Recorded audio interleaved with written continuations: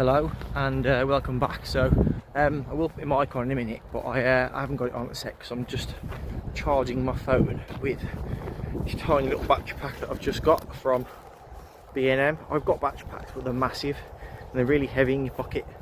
But this one, as you can see, really slim, really small. And even just for like top-up charges, it's about 5,000 milliamp hour.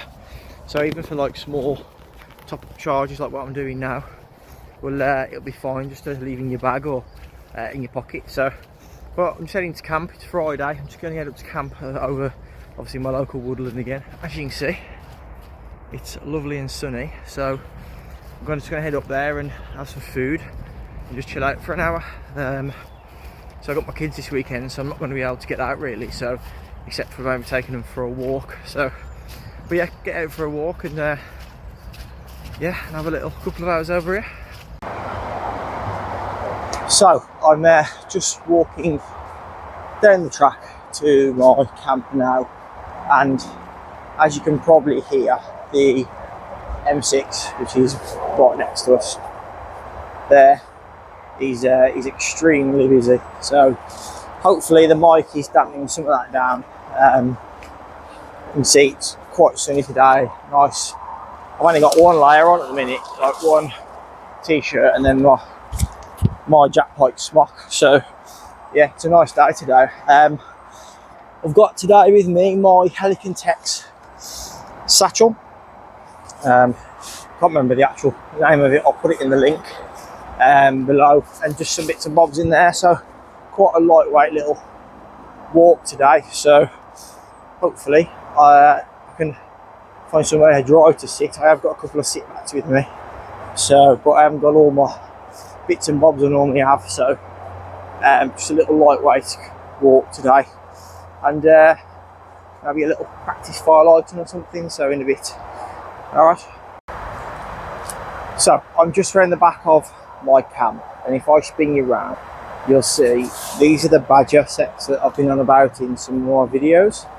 So this one here is the one where I've seen the footprints when in the snow in one of my last videos. So they are obviously still active, badger sets. Can't see nothing down there at the minute, so they go quite far into the side of this mound just here. Camp is just there. So if you look now, you can see there's a load of little badger runs, which I'm sure they're badger. I don't think it wasn't fox. You see the nails on it, like the 3 nails. So, but there's loads of little runs. Now all the bracken's started to die down. You can see there's a run right in front of us just here, and then just out of, there's a hole just there, and there's a run just here. It's very clear, you can see it, and it tracks all the way around there, right in the back of the tree line just here, and then it actually comes out. There's a small fence there that runs into a set of trees that's next to the motorway. So as you can see, there is lots of activity here now, and now all this bracken's died down, you can see it. So I have managed to borrow a trail camera from a friend. So I think one of the days I'm going to bring it out, ham it up, and yeah, pop it on maybe one of the trees here and see what activity we can find, and yeah, it'd be cool to maybe see what wildlife there is around here. So just walking back from that little bit of the back of my camp, I've just come across these holes, these little pits, and it is badger poo. They're called latrines. So I just dig them, poop in them, which you can see if you Google badger poo, that's what it looks like, and they use it to mark like their territory and stuff like that. So I've just found some over here, so this must be their area away from their houses, which are over there, their sets, and yeah, this is where they obviously go to the toilet. So I must be careful where I'm walking, because there might be some more of these little latrines on the way back to camp. Okay, so just got to camp, and I thought to just go through my Helicon bushcraft satchel, which I've got with me today. So it's 17 litre bushcraft satchel, it's called. 17 litres. It's actually a decent bit of kit for a bit of a lightweight walk. So you got a small pouch at the front just here. This is the grey one. So I've got a small pouch at the front here which you can fit quite a bit of kit in. And then got the main opening, which as you can see, it's quite a big, nice opening with a big zip that goes all the way along. You got two pouches either side, one runs all the way through and one stops, so you can fit a knife in there, or a silky saw or a Laplander fits nicely in there.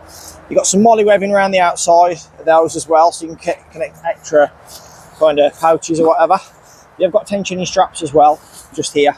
So if it is empty, you can tension it down. On the bottom, there's a couple of loops as well, so you can put some loops through. Some straps through to loop something on the bottom, like a lightweight chair or something. Inside, you've got like a little mesh kind of pouch for bits and bobs and whatever you want to put in there.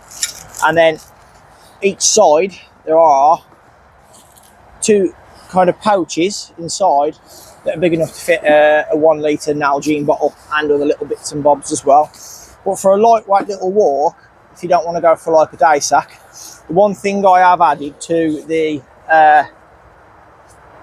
strap, which goes across your shoulder, which does undo completely. One thing I have added is a Maxpedition like shoulder patch, like shoulder pad. So it fits pretty nicely on like this. I think it's about 2 inch and a half webbing. But yeah, it sits nicely on your back. One thing I would say is I put a sit mat at the back where it sits on your back to stop all all the bits in your bag sticking in your side or whatever.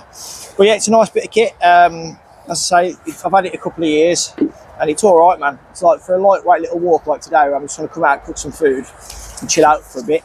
It's all right. Like, so in here I've fitted like an Nalgene bottle or 1 litre metal bottle, my food, cooker, little pouch, a base layer in case I get a bit chilly while I'm sitting here, a small first aid kit, a small tarp, some string, my Laplander, which I think I need to get a new one. I think the blade's a bit knackered now because I've had it a good few years. Yeah, so it's got plenty of space in it for the bits that you need to bring to just go out for a couple of hours and have a sit down and chill out. So I'm going to have a drink because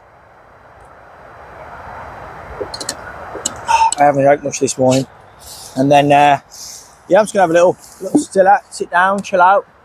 I haven't really got much planned for today, really, just to get out for a few hours before the weekend, like so. Before I have some lunch, I'm gonna go and get a length of hazel, which I know there's some hazel trees up here, and I'm gonna do what's known as a tri-stick or a practice stick. So all it is just a length of stick, 2 feet-ish long, where you just practice different cutting techniques, notches, spikes, whatever you kind of practice in bushcraft, using a knife to carve or make practical cuts. So yeah, I'm just going to go find some hazel because that seems to work best, or some willow, but I need some hazel from up here today, and yeah, try and do a tri-stick. Okay, so before I have a crack with the tri-stick, which is what I've got here, I want to get my lunch on. So this is my Trangia Mini, I think it is. It's not the tiny little ones that they brought out recently. It's the kind of bit bigger one. So it's good for one person for cooking. It's got a frying pan with it. So a small, very small frying pan, as you can see. This is pretty battered, I've had it quite a while. You get a pot, so a decent pot, and it's about a litre-ish, probably 800 ml. Don't think it's got anything on the sides for measurements now. Obviously you get your pot stand and your Trangia burner. So I'm going to get some mess in here, get some water warming up for my pasta that I'm going to have. So just remember, always put everything back away in the bag that you're not going to use. so I'm not going to use that. Take out the little protector. It does come with this little lightweight pot stand, but it is quite lightweight compared to the other ones. So I'm going to get some mess in there. I've got this little tiny bit which I keep with the cooker, but I have got another tub here, so I am going to top it up. And then my little tip from last week is just put a bit on the outside and then light it, get that lit, and it'll warm the whole thing up.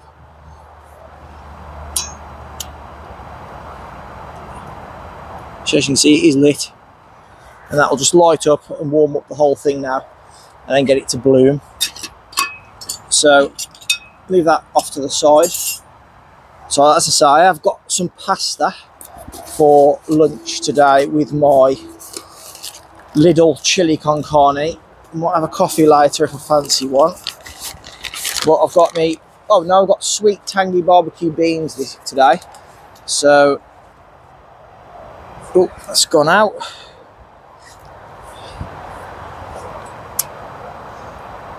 As I say, in colder temperatures, it does take a while to get a trangia going. So, you just have to keep checking it to make sure that it hasn't gone out. It's that bad. So, and then my little tip doesn't always work, obviously. So I've got some pasta here, so I'm not going to do the whole of it. Pasta's a nice meal for when you're out and about. It's lightweight, you can carry a lot of it, it's full of carbs, cooks pretty quick for what it is really, and you can add it to most things to kind of pack out a meal. So I ain't going to be able to use this water again, obviously, so after I've cooked the pasta in it, so kind of is what it is. So put that on there, pop the lid on, and I'll just keep an eye on the amount of fuel that's in there, and if I need to top it up, then I will. So whilst that's cooking, and just put everything over here out the way. So I've got the food, spork I've got there, and I've got my afters, which is my favourite chocolate flapjack. Excuse me, chocolate flapjack from good old B&M. So while I'm waiting for that to warm up and cook, I'm just going to angle you up slightly so you can see me a bit better. So as I said earlier, I went shopping for a tri-stick. So I've got my stick here, so it can be anything. This is some hazel, and basically it's a stick where you practice any kind of cutting technique that you want to do. So it can be some different kinds of notches, so saddles, a 90-degree stop, a kind of beach, a kind of beat notch. So it's different. You can practice different things and different kind of techniques, cutting techniques using your knife. So this is just a piece of hazel that I've just got, and it is alive, but obviously hazel, it is a coppicing type of tree. So I've just cut this off, cut it right down to near where it was growing out of the actual main trunk, and it'll grow back next year with 2 or 3 out of that one kind of area. So it's okay to coppice some kind of trees, being hazel and willow, if you want to stick. So I will crack on and get some little bits done on this. I'm not going to record the whole thing because it takes absolutely ages to do kind of properly, but doing different kinds of notches and so on, and different cutting techniques. So the chest lever, for if you're putting like a spike on the end of a stick, you can use chest lever grip. So if I want to put a spike on the end of this stick, I can use a chest lever grip, which is you reverse the knife in your hand. So instead of being like so, you have it like so, and then you use kind of the power of your chest and your back muscles to slide into the piece of wood and take decent size bits of wood off. Obviously make sure you're not in your danger triangle. So when you're doing any cutting, carving, etc., the blood triangle, danger triangle is anywhere around your groin and kind of leg areas. Try and cut away from yourself as much as possible. So basically you're just using the power of your chest muscles and back muscles to kind of take away decent bits of wood. So this has got a knot, kind of a knot here. So if you're going to try and get your way through that, what you can do is use a reinforced kind of grip, or use your thumb to push the knife and add some more power. So all you do is put your knife on, put your thumb behind it, make sure there's nothing in front of the blade, no fingers, and use your thumb as a bit of a reinforced push to help you put some more power into the knife.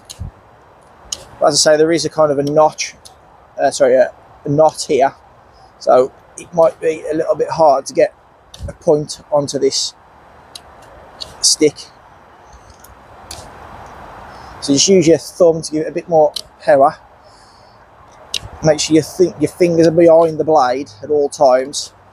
So I've got through that a bit now, so I can use my chest lever grip to kind of put some more power, pull hard, spin the stick as you're cutting, and then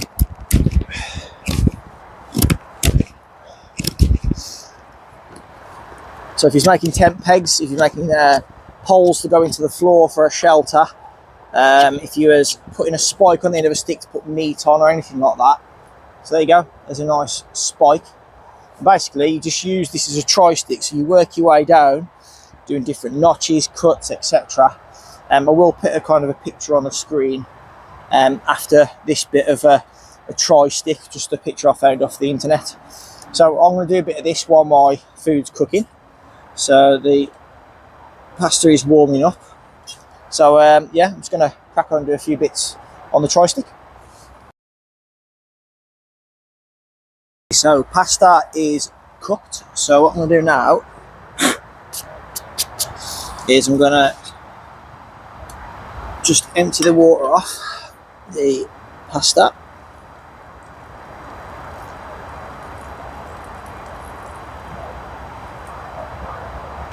So I haven't had loads of pasta, just enough to fill me up, and then I'm adding my sweet and tangy barbecue beans, which are from Lidl, which, so they smell good. Well, yeah, so they smell really nice. So get them in, push it all the way down in the packet. I probably could have warmed this up in the packet and etc, but I've got some water here that gets caught by a bucket from when it rains, and I'm just going to quickly give it a swill out with that, then I'll give it a good clean up when I get back. So I'm just going to, as well, there isn't much fuel left, so turn that off. I'm going to add a little bit more, I think this is bioethanol fuel, I think. So it's going to add a touch more to that, get it lit again.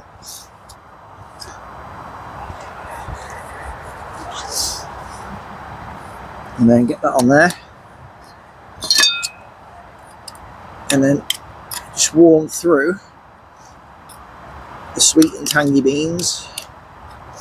And they smell and look really nice, to be honest. These are those protein meals that I had in my last video from Aldi. So it's like Lidl, sorry. It's basically like a ration pack meal that's £2 instead of £8 or £9. So that looks and smells amazing.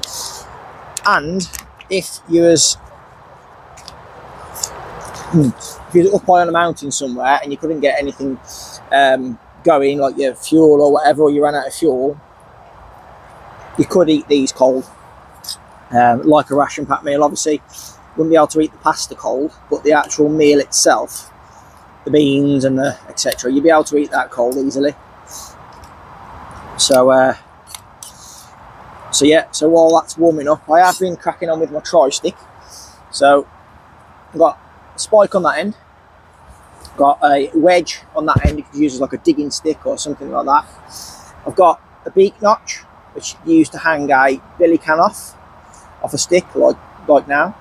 Got a 90-degree stop notch, which is good for saying again hanging stuff off. I've also got like a 45-degree stop notch, which is similar to the beat notch, but it's flat. So you can hang something off there, or that can be hung off a piece of string or a thinner stick to act as a pot hanger. So yeah, and then I've just got a flat kind of notch, so a square notch or rectangular notch. That's good for if you can use two, put them together, and you can make like bipods and so on. So you can make them for making beds or etc. Just to add a bit more kind of stability. So you can put two together like that, wrapped with some paracord, and it would give it a bit more make it much sturdy for if you was making like a bed or something like that. So I'm going to do a few more bits on that once I've eaten my food. But this is warming up nicely. I left my spoon in there like a wally, and now it's red hot. So just be careful with your hand, it'll cool down. This is a titanium sport, so it cools down pretty quick. So once it's out the heat, so that's warming up nicely now. Yeah, note to self: don't leave a spoon in the pot because it warms up, obviously.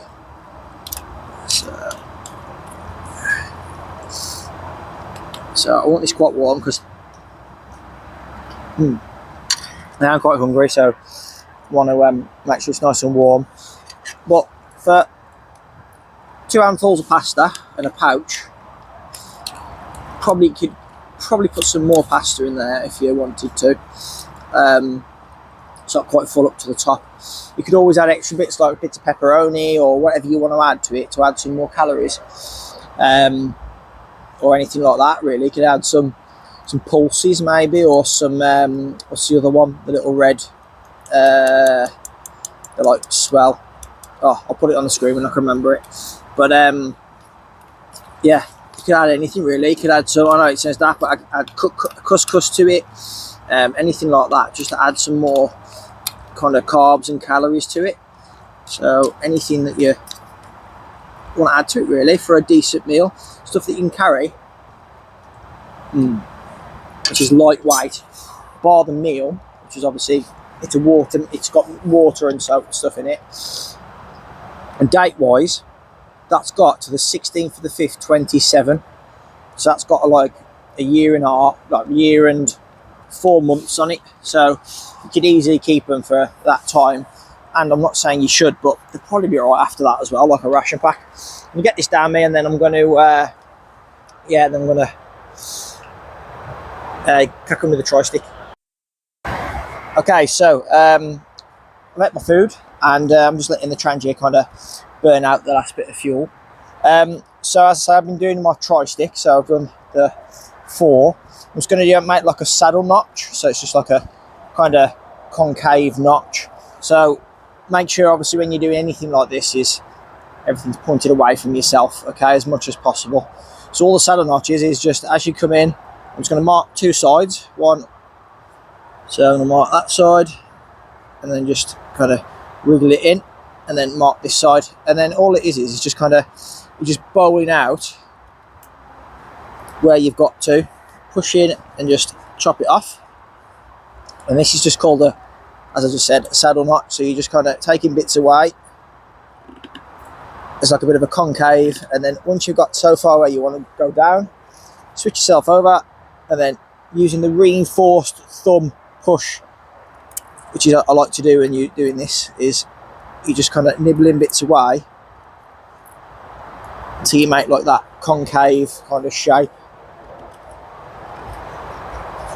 like so. So this is good for, like, say if you want to hang stuff off it and you don't want stuff to move left and right, you can put say if you're hanging your kit up on a stick or whatever, and you had like whatever you wanted to hang on here, you can make a load of these, so you can put like little hooks on it or bits of paracord on it, and your kit won't swing and move left and right. Also, if you're making like a shelter and you want to, say if you've got a cross beam like that and you want to make something a bit more permanent and stuff that isn't going to move, you can put these in the roofing, the roof, the kind of bits that you lean on that sit on the log like so. So if you had your top log like that, you can make it so it sits on like that and it doesn't move as much. Okay, so make it a bit more secure for the roof. All these notches have got different uses. You can also do a reduction, which I'm going to do in a minute. So that one's kind of, as I said, like a square notch and different notches. So that's what a tri-stick is. You're just basically practicing using different cutting techniques. I'll always make sure, generally, when you're doing this, is you're pushing it away from your body. You keep it out of the blood triangle, danger triangle, whatever everybody calls it. So just keep away from your legs when you're doing any carving or anything like that. But yeah, just get yourself any stick, alive or dead. Obviously, a dead stick will be harder to carve. Live stick is slightly easier. But yeah, so also as well, to make some of these notches, which is, I've used my knife in conjunction with the saw. So if you want to make like a 90-degree notch like this one here, what I do is use your saw to create the 90-degree cut. So notice I'm always cutting away from my body. I'm not doing it here. I'm doing it to my offside. Cut the depth you want. Remember, always get rid of your stuff first after you've used it, and then put your stuff away, and then obviously push away. So you can either use the reinforced kind of thumb push and just push, nibble away left and right. I find using towards the end of the blade where it's a bit thinner is better than using right up near the handle or the choil. So you can use it, get a bit more control on the knife. Use your pair of your arm and your thumb, and then use stop cuts to kind of make that notch. These are good things to practice for when making like figure of 4 traps and different traps. So you can use these as like your trigger points and stuff like that, and you can angle it different ways so it becomes more sensitive and stuff like that. So making different traps and stuff like. So yeah, that's a tri-stick really. The last one I'm going to do here is it's called a reduction. So what I do is use your saw again, and then saw and just turn the stick at the same time and go down a couple of mil, whatever you want to reduce the stick circumference, and then wherever you want to reduce it to again, do the same again. Turn the stick. It doesn't got to be perfect, you can tidy up with your knife afterwards, and then just go along, as I say.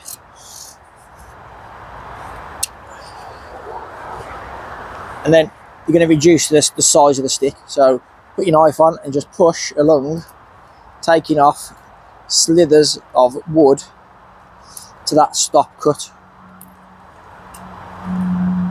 So the thing that I always did when I was doing stuff like this was I was trying to take big, massive slithers and big bits off, and I've just learned over time is just take your time, don't rush, and just take off little bits at a time.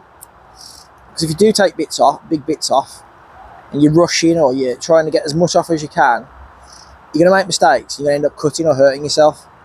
Or if this is the only stick that you've cut to the shape that you need, and this is your last bit that you're doing, and then you're rushing and making a mistake, you're going to get frustrated with yourself and you have to start all over again. So this is called a reduction. So you're reducing the thickness of the wood to a certain point. So once I've reduced that side, I'm going to do the same again. Just go up to the cut, take bits off to the cut, exposing that kind of flat bit. Use a stop cut to kind of take off these little slivers, and then once you've got like the reduction you want on the end, you can just neaten up the middle bit. So where the bark is now, just use your thumb on the back of the blade and just control the power where you want it. Obviously you can make this circular, you can make it round, so you can make it round, circular, you can make it square just by kind of concentrating on making the 4 sides.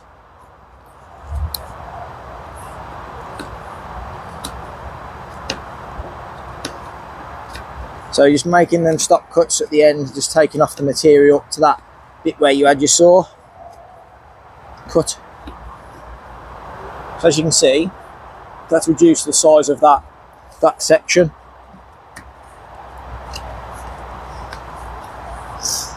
Yeah, so if you're going to tie something there or whatever it was, you've got a bit more kind of security either side.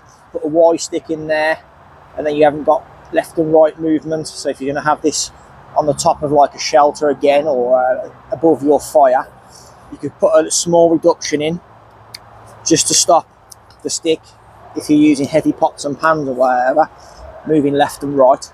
So you could have that at the end on a Y stick. I think I've got a Y here. No, I haven't. Oh, yes, I have. So if you had your Y stick like that, obviously it'd be a lot smaller, but as you can see, it would stop it moving left and right.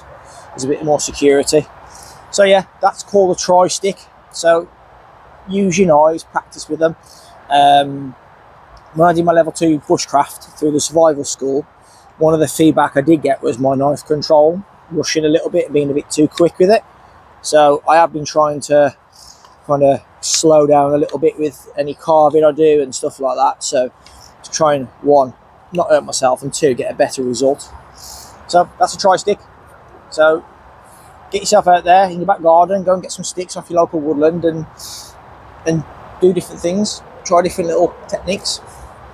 So when I get back today, I will clean and give my knife a little bit of a strop, but yeah, this is my biggest, kind of thickest knife. I have got a Mora Garberg as well, but yeah, I like this one for doing everything really, and I'm going to start using it a lot more as my main bushcraft knife. So I'm going to pack up now. It's 2:30. The boys are coming this afternoon, so I'm going to pack up and yeah, get back and get myself sorted, ready for when they come. So yeah, thank you for watching. I know it's just a little episode, but yeah, I'll see you again soon. Please like and subscribe.